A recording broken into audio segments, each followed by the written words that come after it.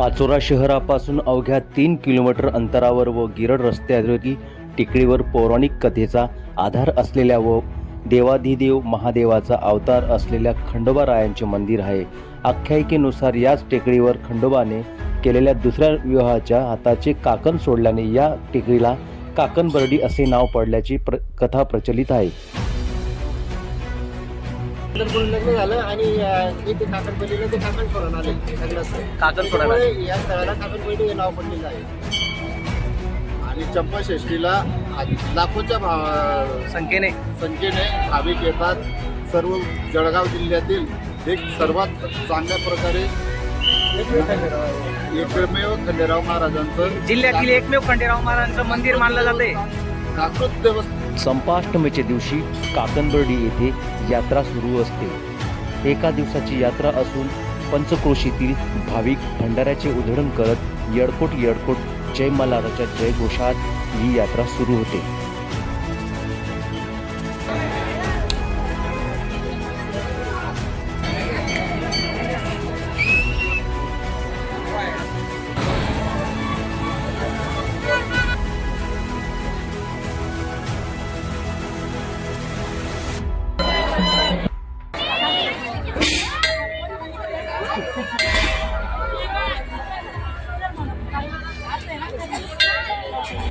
पायरीपासून नवरीला मंदिरापर्यंत उचलून आणतात आणि इथे ते आपलं काकण सोडतात. आई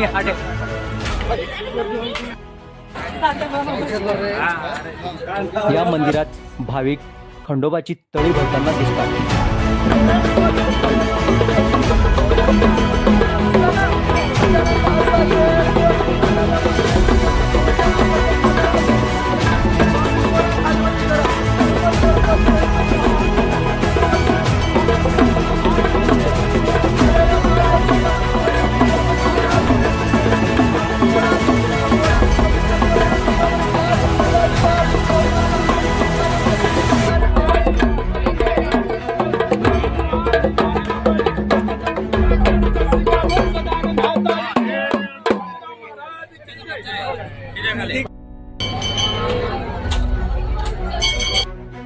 जो आम्हाला मंदिराला निधी उपलब्ध करून देता आमदार साहेबांनी म्हणा किंवा अदर कोणाच्या मदतीने त्यांचा आम्ही आभार मानतो. आणि आपल्या पाचोरा तालुक्यातील जागृत देवस्थान मानलं जाणारं काकणबर्डी इथे जो विकास झाला, आज जेवढे भाविक इथे आले सर्वांनी तो विकास बघून सर्वांना चांगलं वाटतं की याच्या पुढे असाच विकास व्हायला पाहिजे आणि आपल्या मंदिराची छान शोभा वाढायला पाहिजे.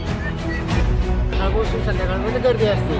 येताना लोक पाचोरा शहरातले बरेच लोक खेड्यावरचे.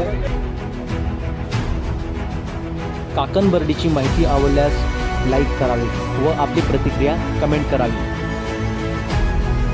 आपण बघत आहात आपले चॅनल झूम मराठी.